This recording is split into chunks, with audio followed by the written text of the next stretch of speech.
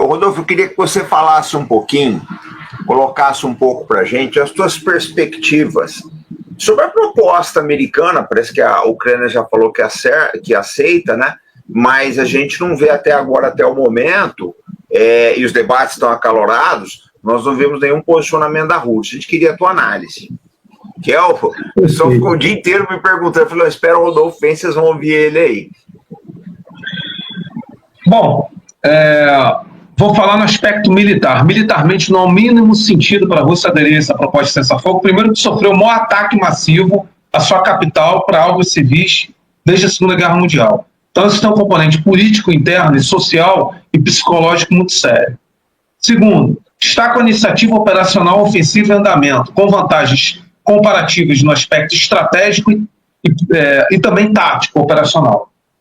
Não expeliu ainda totalmente as forças ucranianas da saliência de Kursk. Tem a perspectiva de formar uma grande cabeça de ponte em Sumy.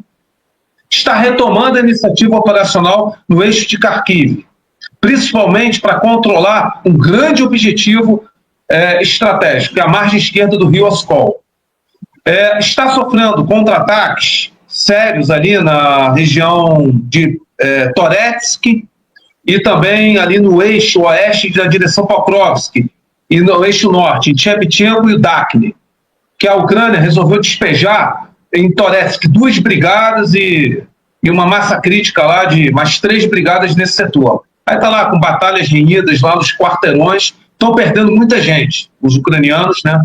Sofrendo muita derrota, mas conseguiram lá recuperar parte da cidade.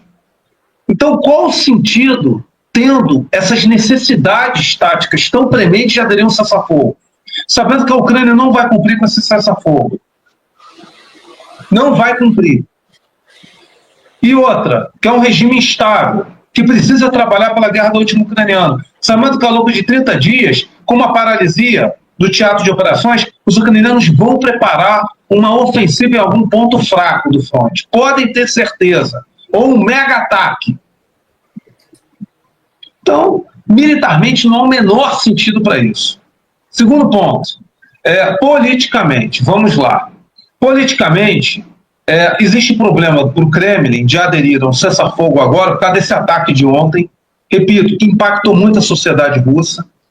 Também teve a morte no shopping center de civis atacados num bombardeio ucraniano. Isso tudo gerou um clamor, uma revolta muito grande. Então, aderir a um cessar-fogo, isso aí cria uma situação política interna muito desfavorável. Não mudaria nada em relação à Rússia, porque o Trump voltar a dar assistência militar total à Ucrânia, já provamos que ele continua ministrando, continua dando. Os voos ao aeroporto de Rizersdal, na Polônia, não cessaram em nenhum momento.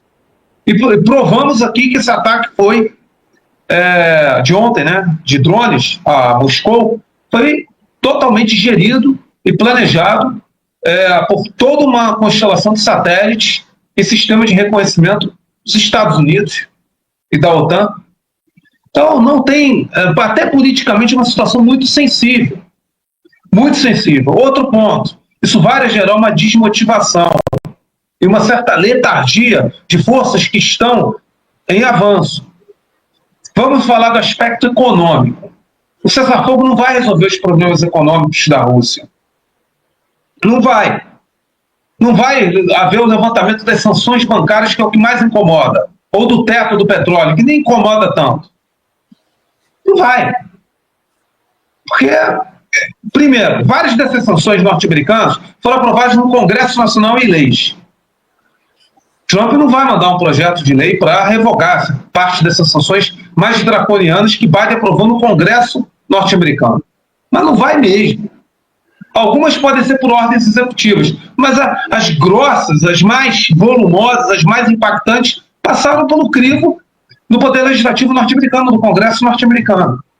Isso vai gerar muita polêmica, muito debate, vai fomentar a oposição democrata, etc.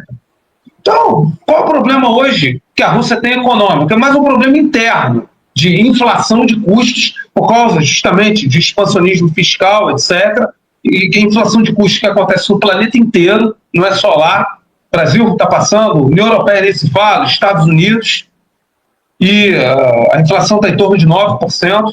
A presidente do Banco Central de lá, uma ortodoxa, aumentou a taxa de juros para mais de 21%, está levando a problemas de amortização de empréstimos das empresas, amortização de empréstimos em relação a determinadas companhias. Então, é um problema mais até de política interna do aspecto econômico do que necessariamente um cessar-fogo para aliviar isso. E digo mais, independentemente de cessar-fogo ou não, Goldman Sachs e a Fitch já estão, no caso, recomendando carteiras de investimentos atreladas ao rublo, apostando na valorização do rublo. Por quê? Porque as pessoas estão se esquecendo do principal interesse geopolítico de uma aproximação entre os Estados Unidos e a Rússia, as terras raras, que a Rússia tem muito para explorar, precisa de um apoio de capital, e os Estados Unidos necessitam de um fornecimento seguro de terras raras fora da China para poder atender às suas necessidades de inteligência artificial, da sua grande necessidade de produção de indústria de inteligência artificial.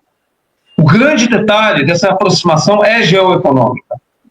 Então, precisamos entender que o cessar-fogo não vai resolver. E, finalmente, no aspecto estratégico, é inconcebível, conversando isso com russos, imaginar a Rússia fazendo qualquer acordo de paz sem não controlar inteiramente a região de Donetsk, como as cidades-chave de Slaviansk, Kramatorsk, Konstantinovka, nem a própria Pokrovsk, que foi ainda controlada, sem, no caso, controlar grande parte de Zaporizhia, sem, pelo menos, controlar a margem esquerda do Rio Oskol.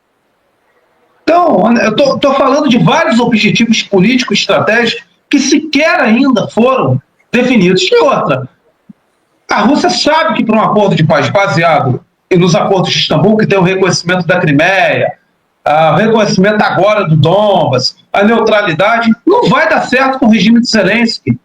Aonde que a Rada ucraniana vai aprovar a neutralidade da Ucrânia na Constituição ucraniana?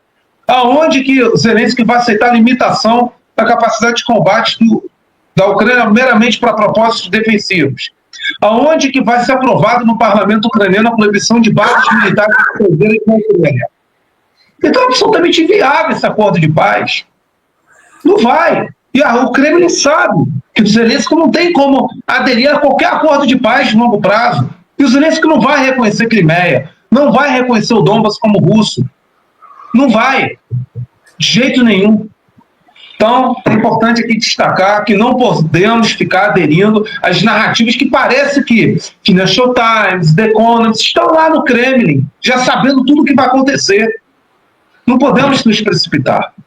Temos que fazer sempre análise de cenário, com muita frieza, para não errarmos.